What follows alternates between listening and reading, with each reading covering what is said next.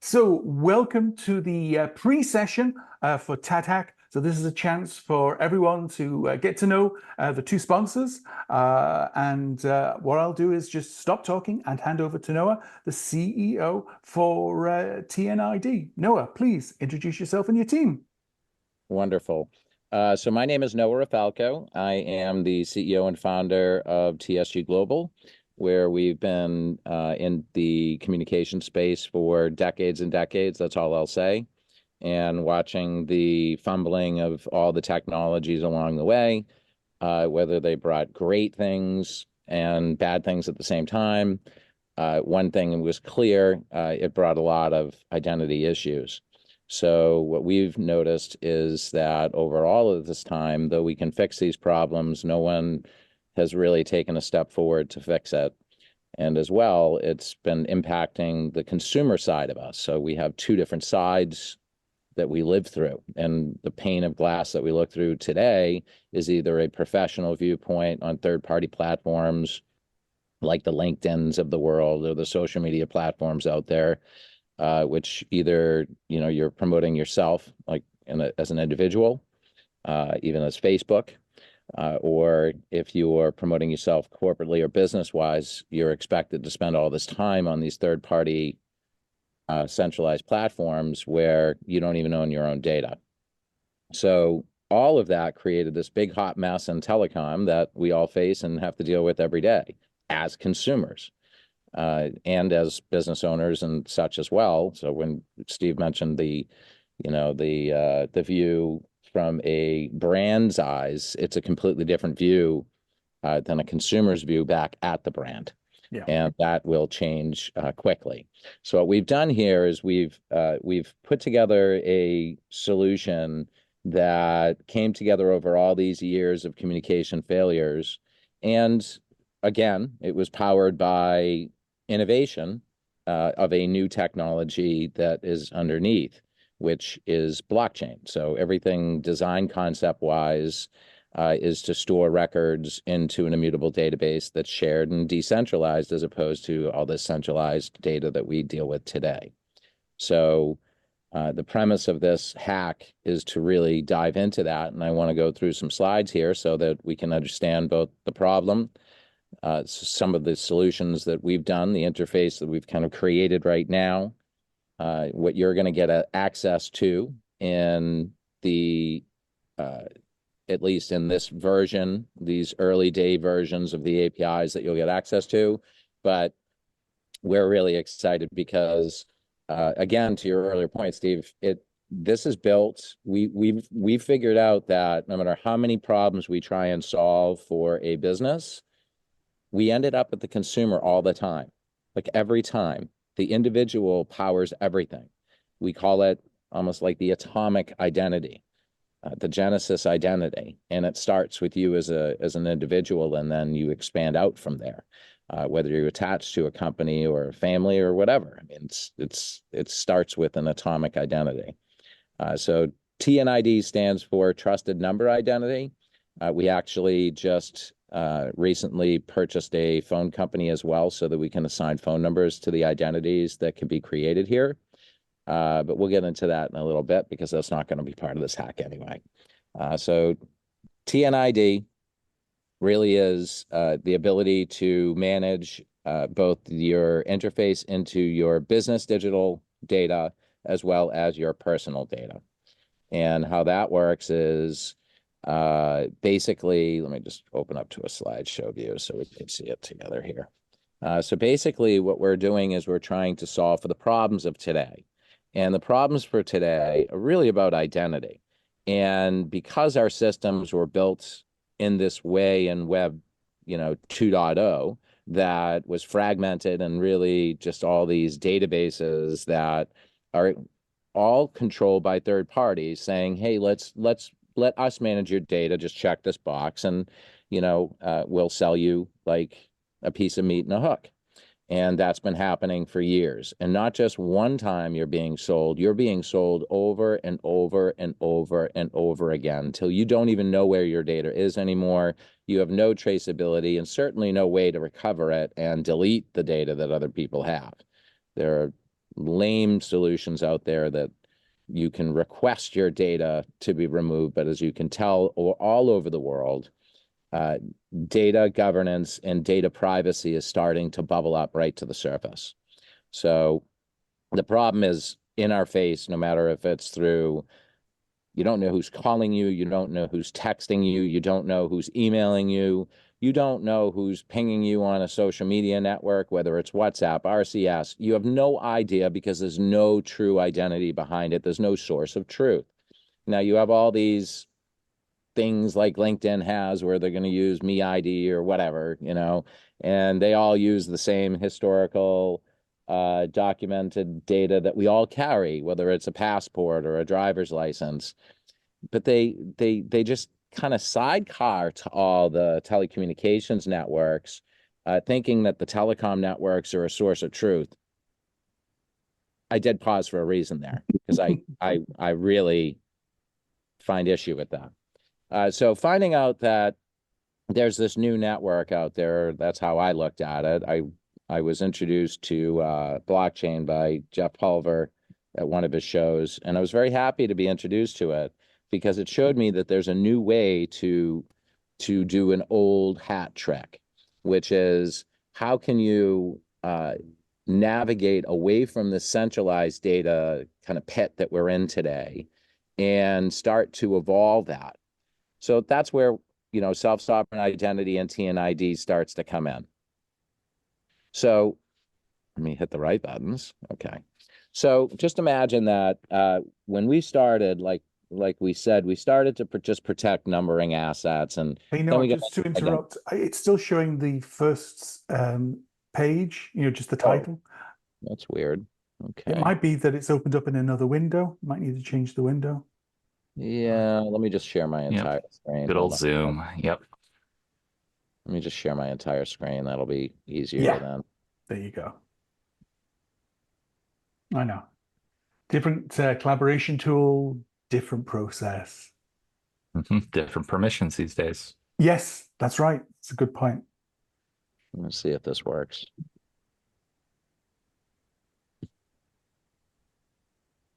Any day. Okay, let's try again. Do you see it now? Yeah, I see the first screen. There you go. There you go. Perfect. Okay. See, hey, that's why construction people have half a staircase in their living room. Okay, so the solution that we've created is basically a view into personal and corporate data. So whether you have your own companies, whether you have your own business, or whether you're just a consumer. So imagine a LinkedIn type of profile, but you can just toggle between your business side of your information or your personal side of information. And in each of the fields, you have the ability to be very granular at what you can permission and to whom. So having your own data and your own platform really is, you get to control all those knobs and levers.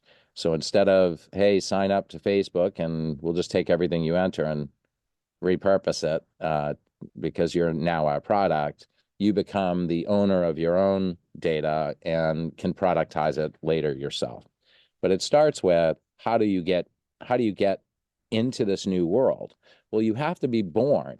Even though we've all carried our digital identity, we haven't really been born or given a certificate of digital birth, we'll say.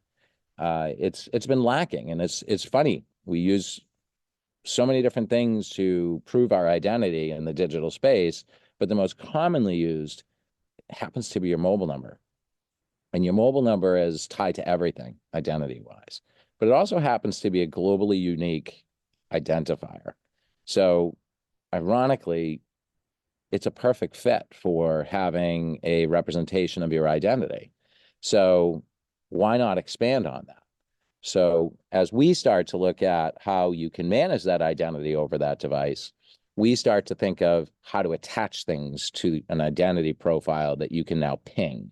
So creating your identity profile is the first thing. In our system, you have to be invited because we've chosen that path at this point, because we believe that anybody in a community should be invited and be held to someone else's invitation into the community. So you always have a chain of custody of who invited whom into the community. So you can start to build trust just by that. You don't want to invite bad people because it will come back on you being a stakeholder in the community.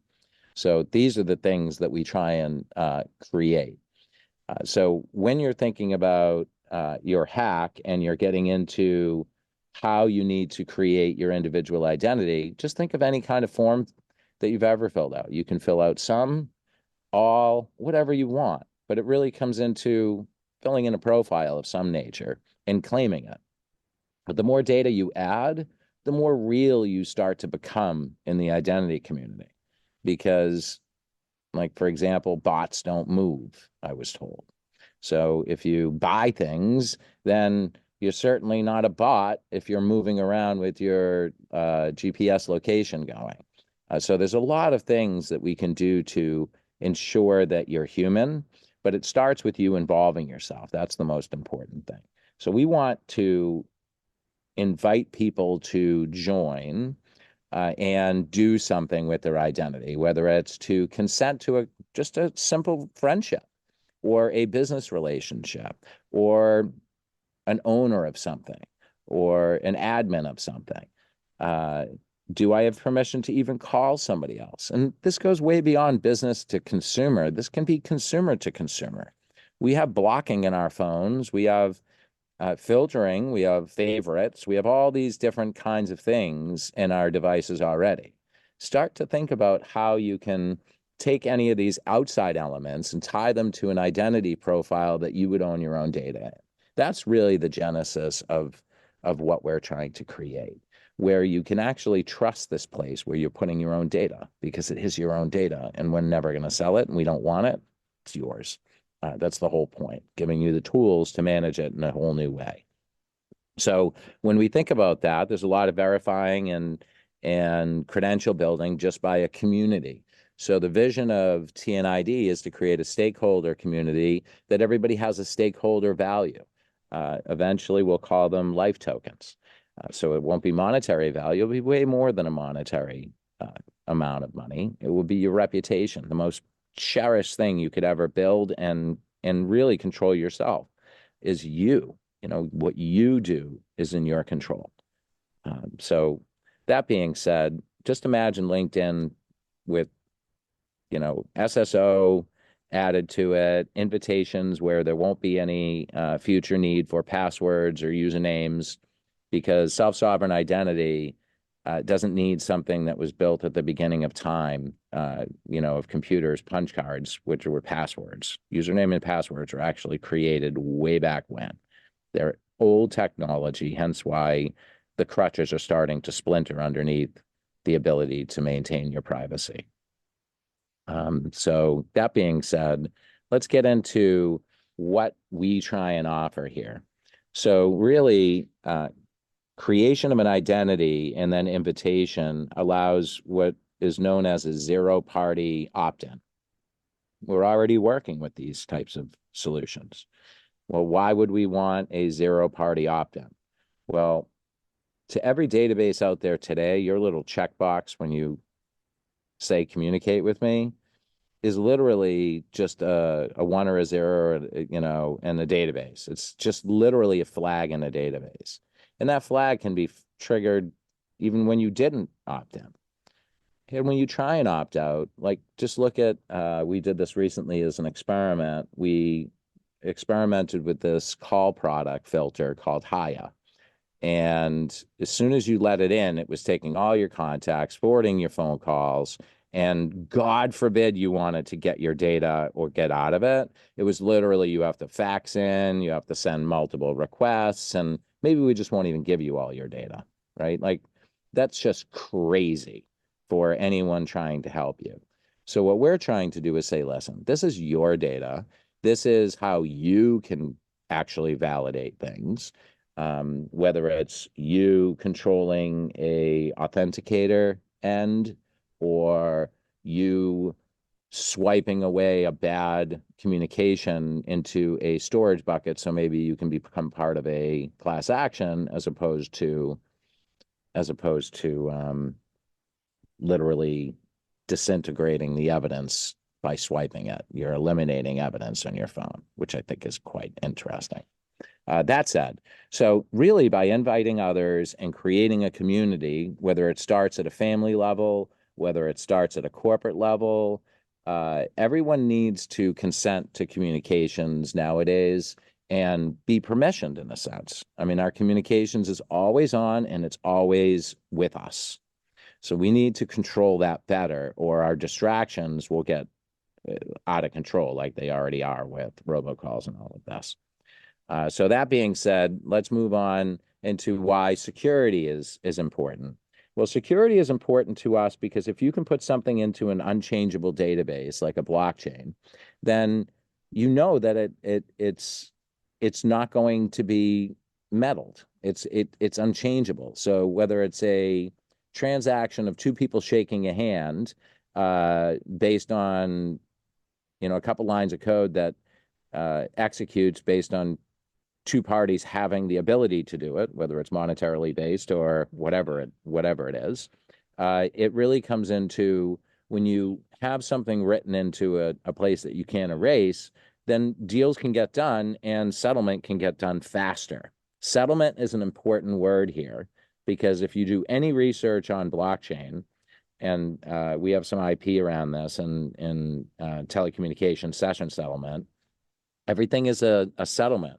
And if you can instantly settle something that normally takes a lot of time, then you're really speeding up efficiency and lowering levels of effort and cost. So by creating your own secure environment where you can trust putting your own data in, no third party is now going to be breached and send you a free year subscription to Experian so you can watch your credit go down when the data they had stolen is reused. Instead of giving you a solution that says, hey, your data's been compromised. From now on, do you want to get notified every time? And how would you like to get notified? Do you want WhatsApp? You want Facebook? How would you like to get randomized? Would you like IoT to ping you? How would you like your identity profile to let you know some behavior is happening that might need your attention? So these are the kinds of things that you're going to see in the use cases that I'm going to show you at this point. So, compliance and consent we went into, right? There's a lot of problems with compliance and consent. So to Steve's earlier point, again, I'm going to mention you, Steve, because you talked. Enterprise has a lot to solve for. They have regulations crawling up their butts all over the world, regulators. They have less and less control of their PII and more data breaches. So how can they start to take that next step? Well, imagine a business not even having to have your name anymore. Imagine why that is the case to begin with. It's not like you walk into your local grocery store and leave your driver's license and they're like, thank you, we're going to take this and take a copy and put it in this rusty filing cabinet behind, our desk and unsecure, right? They're not doing that. So why are we doing that in the digital space? Why can't we just give them a code that represents it, just like a driver's license number in the United States? It didn't take long to stop using Social Security numbers here because that was a key piece of digital identity. Personal identity. So why are we still doing it? Why haven't we learned the lessons? Well, this is what we can solve for when you have a tokenized identity. So this is what we're solving for in the communication space. But it doesn't necessarily mean that it has to be restricted to communications. It's just every application goes over a communications network. So you don't have to be restricted to a communications use case. And I'll show you some that will challenge, that it's in communications at all. So that being said, we have some documentation you'll have access to. We could certainly have a couple of sessions where we'll walk through, I'm sure, inside what is currently there, at least the portal experience. Not everything in the portal is accessible through API today. We're building toward each of the customer functions that clients want. So we're being very particular in our sprints.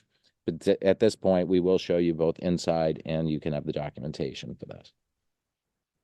Now, I will quickly go over the use cases. You will have access to this deck. You will be able to see these things, but you're going to see Web3 use cases where decentralizing identity, and using trusted number identity to do it. You could do a lot of things with it. I have so many use cases that I could shake them out of a tree anytime I bump into it, and I'm clumsy, so I can bump into a lot of trees. So these are just some of them. Decentralized finance, like a DeFi, NFTs. An NFT is just it's a non-fungible token. It's a unique identifier that represents something, right? Well, imagine, what did I say about a phone number earlier? A phone number could be an NFT. Your phone number could be an NFT. Think through a different lens, because that's what a new technology allows you to do. When we thought of Web 2, we didn't say, hey, let's reinvent the yellow pages. We said, what else can we do over the internet, right? What else can we do over blockchain? What else can we do when you have a source of truth, your identity? So block-based communications. What if every call or every text or every communication was 100% trusted? Can you So imagine? Noah, for the sake of time management, how much more do you have? Just 3 more slides. Okay, perfect. So just imagine how you can use it in Web3. Digital data also lives as it starts to grow. We put our data in all these disparate places. If you had to capture all that data and write a book, let's just say, or if you had to hand that off to a family member and say, here's my life in my digital space, how could you do that today? Well, you can't.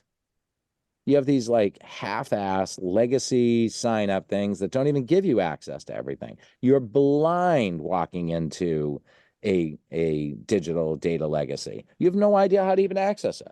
And nor is there a system or solution for it. This is just one of the many use cases. I call it the 5 wishes because I recently went through something of that nature. And I had this little book. It was a paper book that the person I cared about filled out. And it meant a lot to me to read that. It gave me affirmation that I made a lot of the right decisions, but it also gave me insight to say, you know what, there's more to do here. What if we could do that with our identity profile? And what if we could take that and add AI? So you're going to see that some of these use cases are not necessarily to do with telecom. It's to do with your individual identity. Telecom just happens to be the way we can share it. And that's what I need people to understand. So privacy, security, digital legacy, how can you interact with your digital data after you pass? Who would you trust? How can you even manage any of this? Nobody's thinking about these things, but you should be thinking about them. And then really just the pricing support, you can look at it. Anything that's going to consumer trust, going to build trust and communications, store it on in Web3, whatever blockchain ecosystem at the lowest cost, whatever level that is, storage. Is it a smart contract based or whatever? What kind of integration with the features could be done with a ChatGPT? What if you had an AI interface right in your profile? I want to learn this today. I want to know this. Go find me that. Imagine that power. And then really just looking at the other ways we're going to judge. I'm an inventor and a creator. I absolutely love innovation. And there's no such wrong thing unless you're creating a mousetrap that takes 50 extra steps to do. You don't need that. And for me, I think that hackers are the feedback loop that everyone needs. And I thank you for allowing me to give this presentation, and we look forward to seeing what you're going to bring us. Thanks, Alan. Excellent. Thank you, Noah. David, Steve, do you have any questions? I have a few. Go for it. Okay, so my first question is, first of all, this is really neat, and also thank you for sponsoring. Appreciate it very much. So from your description, it sounds like a lot of this is shielding the consumer. And for some things, that seems very intuitive how it might work. Like if I give a company permission to send me marketing emails, then your service basically saying, well, give me the data for the email and I'll forward it along to the person on the other end of the TNID. is straightforward. And then if I revoke that permission, then obviously they can't use your service to send that data anymore.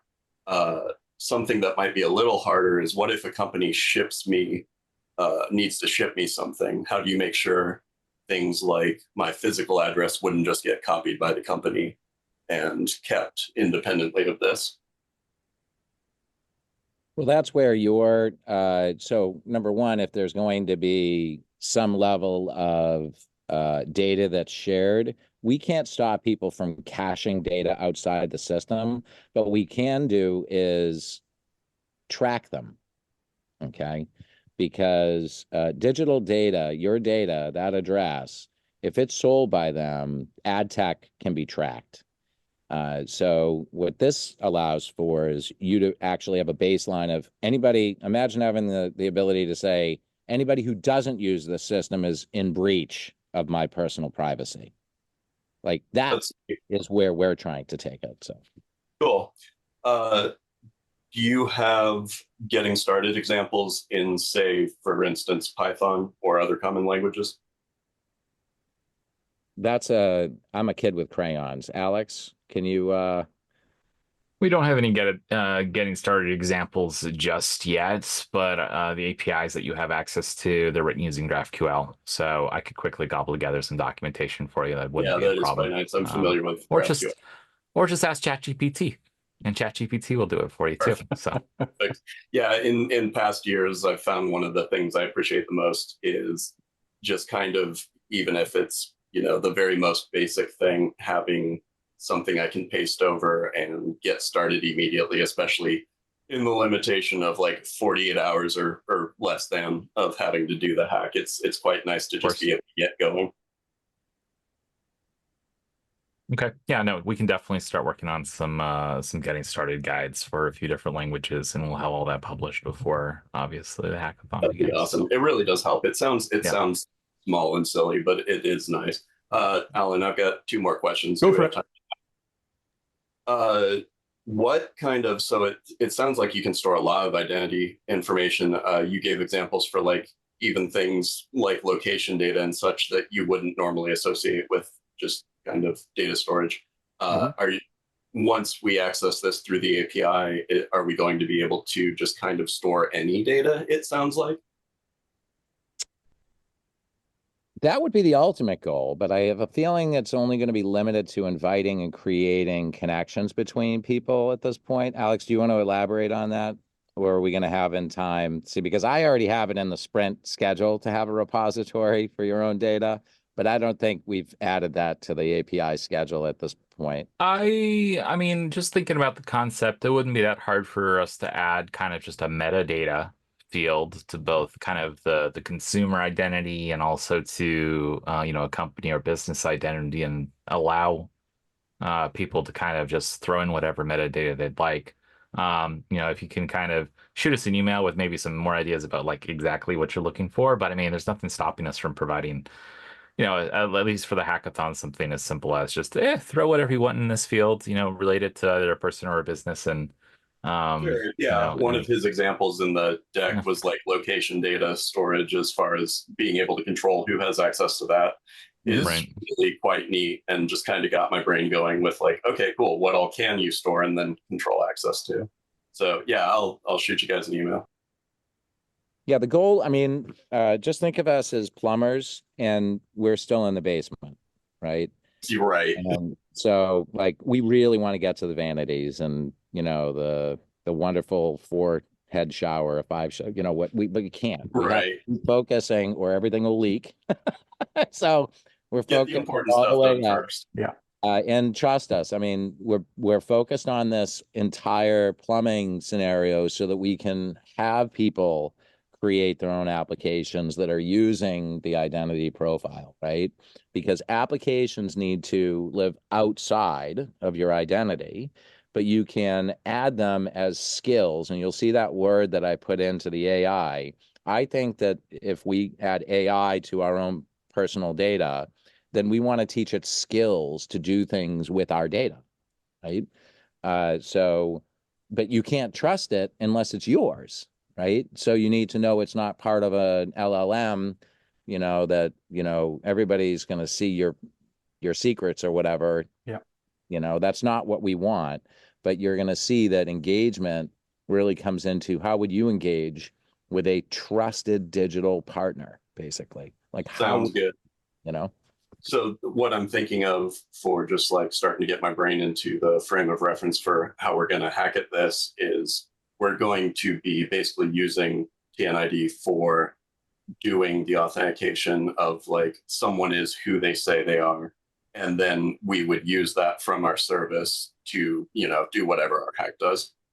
Yeah, and connect them, like consent connect, right? Because you Manage want that. permission to do Yeah, certain like things. there's a permission right now, and you can emulate it. There's like an SMS, voice, and email kind of permission check, at least in the consent piece. We can make pretend that it was a different box, right? Because you can add them to gazillion boxes, right? Like, so you know, we can hack on whatever we want. I'm just right. awesome. Yeah, that tells me what I was asking. And then the only other question I have is more of a logistics question, and certainly not something related to the hackathon, but something I was thinking of as you were doing your deck is what do you do if two people share a cell phone number? Because it sounded like that was kind of the primary initial authentication method, UID sort of. And I was thinking about my parents, where if I want to speak to my father, I just call my mother and ask for him. And it was just something that came up in my mind. Oh yeah, we have all. I mean, wait till you see the stuff we're working on. I mean, we're all. This isn't the only. We have 2 projects in flow right now, and one of them is reporting spam, right? In a fun way, new way, and traceable. But all roads lead back to you getting an identity, right? See, that's what I need everybody to understand. You need to be able to have a digital identity that you own to do anything, right? You can't go and drive a car without a license. You know, you can't get, you know, your first bottle of beer or something without your driver's license showing your age. So, you know, you need something representation wise for your digital identity. Now, your phone number has become that. So in the case of your parents, we look at the phone numbers that we can use in the system as proxy numbers that can be group enabled as opposed to single enabled. So imagine a 2FA going over a group as opposed to a single individual. You're like, Mom, did you get that 2FA? Did you get that 2FA? Can you just read me the code? You know, Could actually have it go to you as one of the permissions as well. That's neat. or you could do like, there's so many techs and blockchain, like Yeah. party, Thank you very much. all kinds Cool. of stuff. But it really comes into wherever your mind takes you is going to be the beginning of a different journey. I know that this is a hackathon for us. When you finally all get your aha moment, it's going to go way beyond what I'm showing you. Right? Cool. Thank you. Excellent. Thank you so much for the questions, David. Steve, do you have anything? I'm still processing everything here. No problem. The only thing I had was to reiterate David's point. Having a user field for each particular person, even if it's just called TADHack 2024 and it's a varchar, so we can just dump any old piece of JSON in there and then we can fiddle with it ourselves for our own hacks, then yeah, that just gets rid of that's one of the common things that a lot of previous folk haven't done, and we have to keep going back and saying, can we have this field, can we have that field? It's like, don't bother, just give us a varchar, we'll deal with it ourselves and then work out what we've used and then take whatever's useful at the end. Excellent. Absolutely. And that's exactly what I was thinking of asking for too, is just somewhere I can dump JSON. Hey, perfect, I guys. hear you loud and clear. I love it. Excellent. It's so good we got Alex on for that.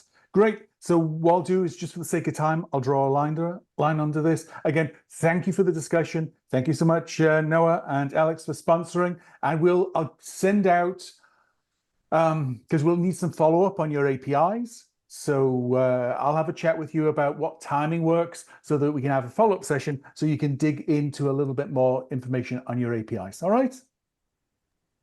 Again, Sounds good. thank you so much, guys. Take care.